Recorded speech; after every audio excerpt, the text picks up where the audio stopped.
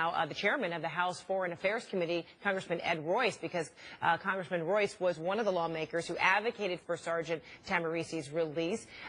So good to see you. This is an incredible victory, and just hearing from the attorney there, brought to us by Nick Valencia here, to hear that things happened very quickly. He learned from the Attorney General this dismissal of the case, that this non-accusatory conclusion has been reached. Can you tell us, Congressman, what you know about just what preceded that? What provoked the Mexican authorities to do this? Well, let me just say that originally the Mexican authorities were looking at maybe 7 years, 21 years. Right. That was the filing. I had a conversation with the Attorney General of Mexico, asking him if he would not look at this situation where 10 days before the incident, we had the Sergeant Tahmooressi checking in to the hospital in San Diego, and the finding at that point was that he had PTSD. So clearly the Attorney General had the ability to issue this particular statement, non-accusatory statement, to the judge making this recommendation. And then we held a hearing on this. I had visited Sergeant Tahmooressi in the prison. We followed up with various officials in Mexico, and the bottom line was that the decision was made by the Attorney General to issue this order to the judge. So am I hearing you correctly in that you said this, your belief is that this discovery made by Mexican authorities to see some real verification about his mental, his psychological state is what was needed, is the linchpin that helped win his release? And they just made this discovery, even though this documentation was available, was accessible to Mexican authorities for a very long time. But in the course of the past few days, they made this discovery and thereabout brought this release. When I discussed this with the Attorney General, the next day I sent the diagnosis to him from the hospital in San Diego. And I think that that gave them the rationale to move forward and ask for a humanitarian release.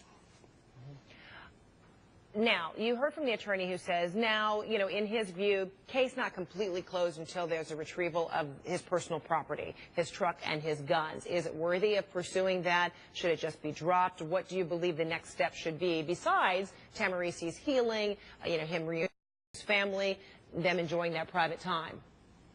Well, I think the main issue is his chance to be with his family. I was there last night along with Congressman Matt Salmon.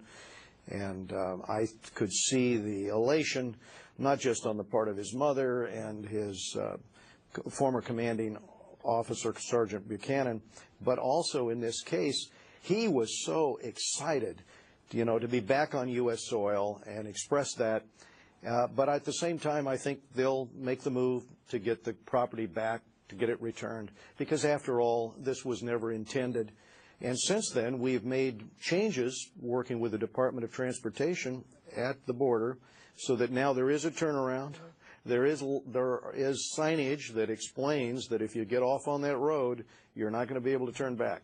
So those steps have been taken for the future. And despite this 7 to 21 years in prison that Tahmooressi was facing, did you remain confident that there was going to be an opening for him to be released?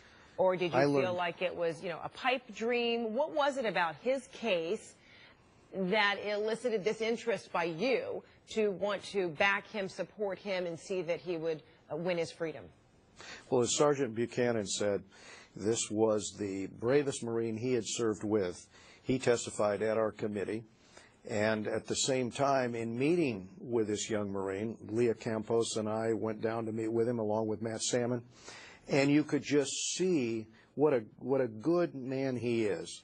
And frankly, you know, he soldiered through this experience, but after 2 tours of duty in Afghanistan and being wounded there, he really needs to be back in the United States, not just for treatment, but to be with friends and family. And now that's been done. Representative Ed Royce, thanks so much for your time. Appreciate it. Thank you.